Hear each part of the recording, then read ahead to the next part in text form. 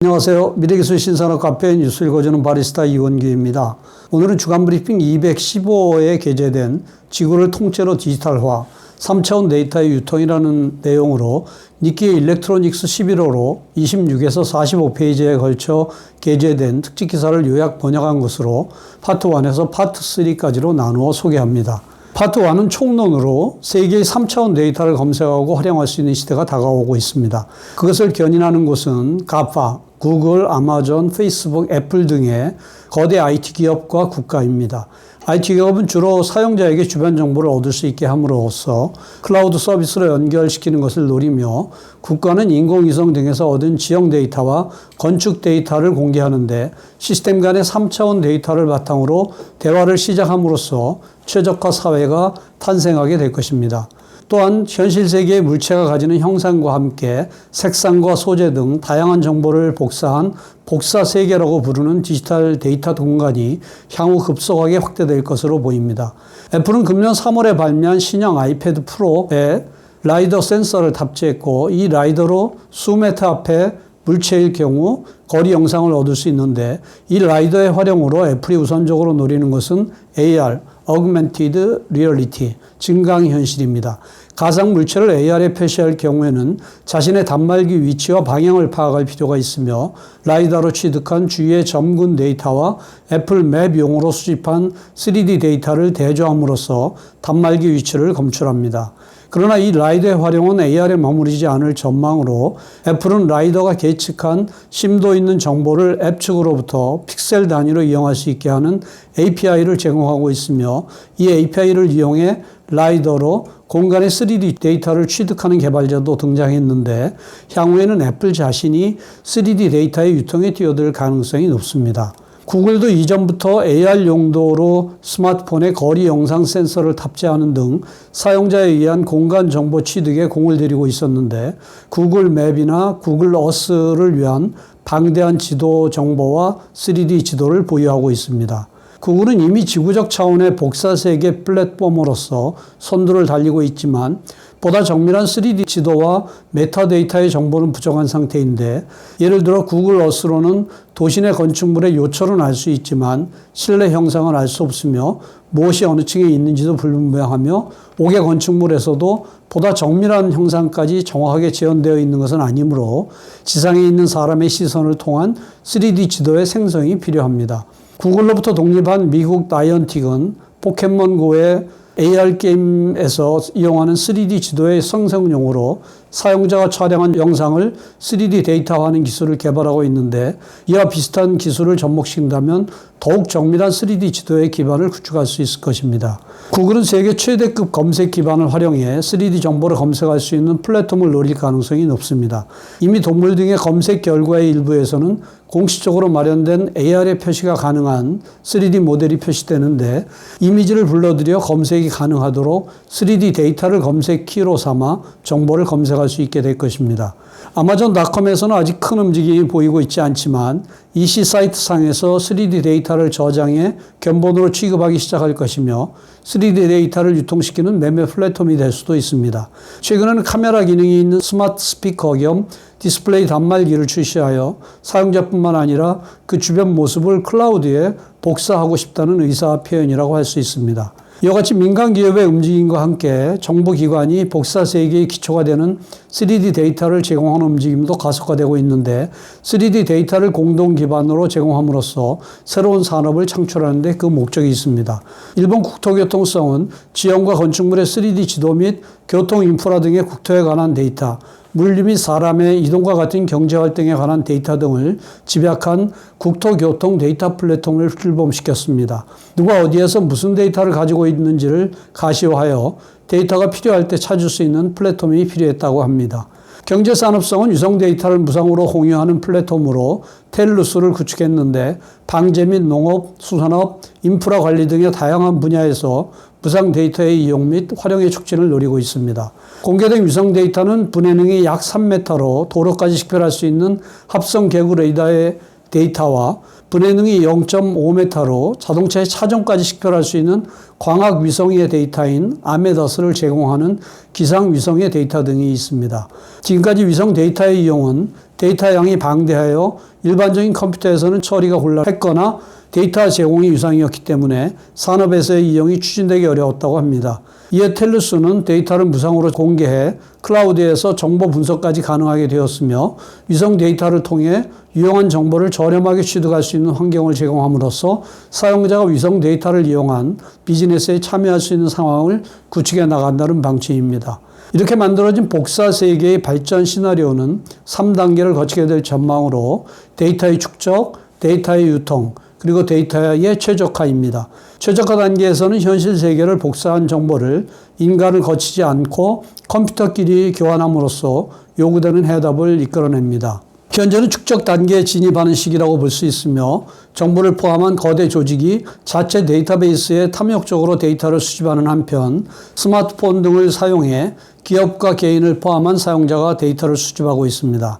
이 중에서 전자는 이용 활용을 활성화하기 위해 일반에게 공개되는 퍼블릭 데이터로 후자는 사용자가 수집하는 데이터나 프라이버시나 시큐리티와 직결되기 때문에 외부에는 직접 공개할 수 없는 사적인 데이터로 기업의 경우에는 자사의 업무 효율화를 위해서만 이용합니다. 개인에게 있어서도 자택 TV의 3D 모델을 자신의 스마트폰에 저장해 놓고 가구 판매점에서 AR 등을 사용해 매치되는 TV장을 찾는 것과 같은 로컬 디바이스의 폐쇄적인 한정된 방식으로만 쓰이게 될 것입니다. 이 다음 단계는 수집된 데이터를 상호 교환하는 단계로 사용자 측이 신뢰할 수 있는 서비스 사업자에 대해 한정적으로 또는 프라이버시나 시큐리티를 배려한 형태로 정보를 선별해서 제공하게 됩니다. 산업용어로 작업 흐름의 효율화 및 비용 절감으로 이어지는데 예를 들면 자사공장 및 건물에서의 3D 데이터나 재질 등의 정보를 장치 제조업체나 사무실용 설비업체 등에 제공함으로써 장치의 납입 및 레이아웃 변경 등이 용이해지며 또한 효율적으로 업무를 할 수 있도록 종업원의 움직임 등을 시뮬레이션할 수 있게 됩니다. 파트 2는 용도로 다양한 분야에서 3D 데이터의 활용이 확산되고 있는데 대규모 3D 지도에서 소규모 3D 지도에 이르기까지 용도별로 필요한 3D 데이터의 폭은 넓으며 아직 실용화에 이르지 못한 영역도 있지만 향후 3D 데이터의 유통과 제휴가 진행됨에 따라 복수 업종의 참여로 그 용도는 한층 더 확대되어 갈 것입니다. 현실 세계의 3차원 데이터가 이용될 수 있는 영역은 크게 6가지로 이 6가지 영역에 대하여 이미 움직이기 시작한 각사의 대응을 살펴보기로 합니다. 첫 번째는 도시 설계로 인공위성이나 항공기 등을 이용해서 얻은 사방 수 킬로미터와 같은 비교적 큰 지역의 3D 지도를 활용하는데 사람의 이동이나 물류의 보틀넥을 발견하거나 새로운 인프라 및 시설을 만들었을 경우의 효과 등을 조사합니다.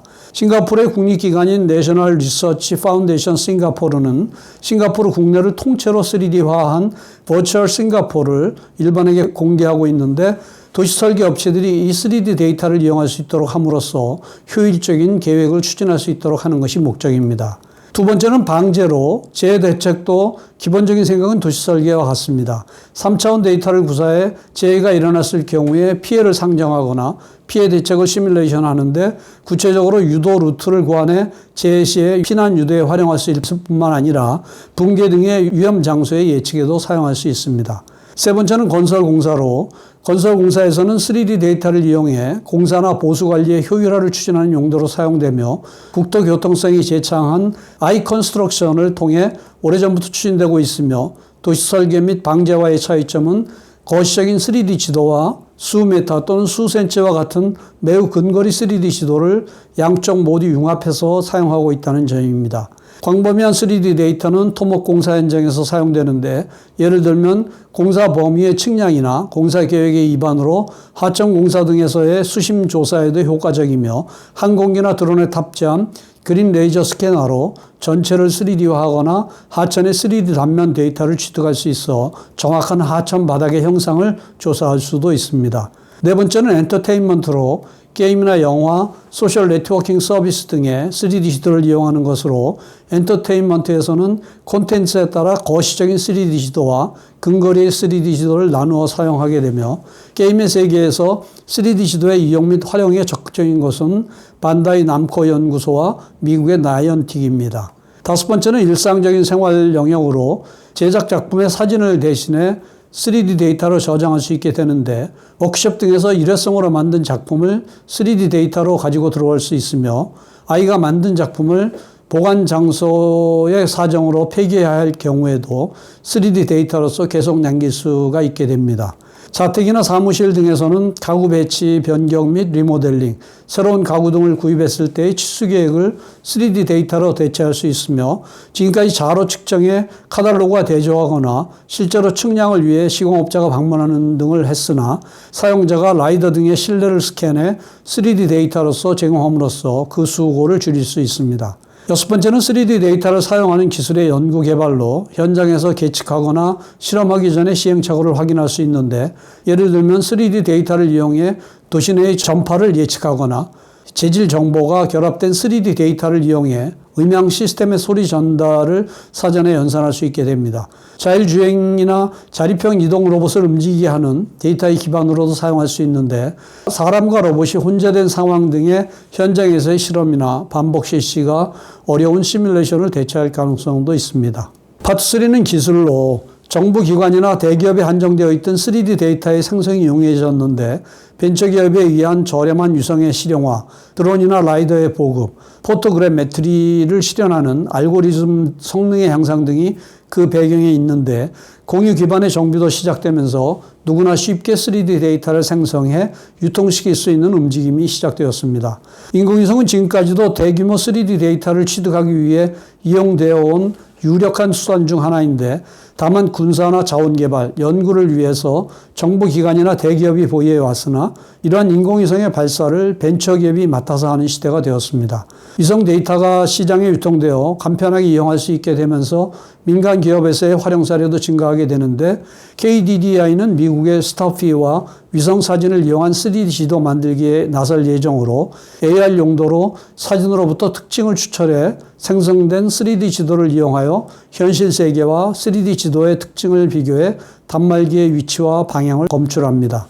이전부터 이용되고 있는 비교적 광범위한 3D 데이터화 기법 중 하나로 항공기에 의한 레이저 측량이 있는데 레이저 스캐너를 탑재한 항공기로 측량 영역의 상공을 비행해 위성 추기 시스템에 의한 위치 좌표와 관성 계측 장치에 의한 항공기의 기울기나 방향 데이터를 조합해 3차원 점근 데이터를 생성합니다.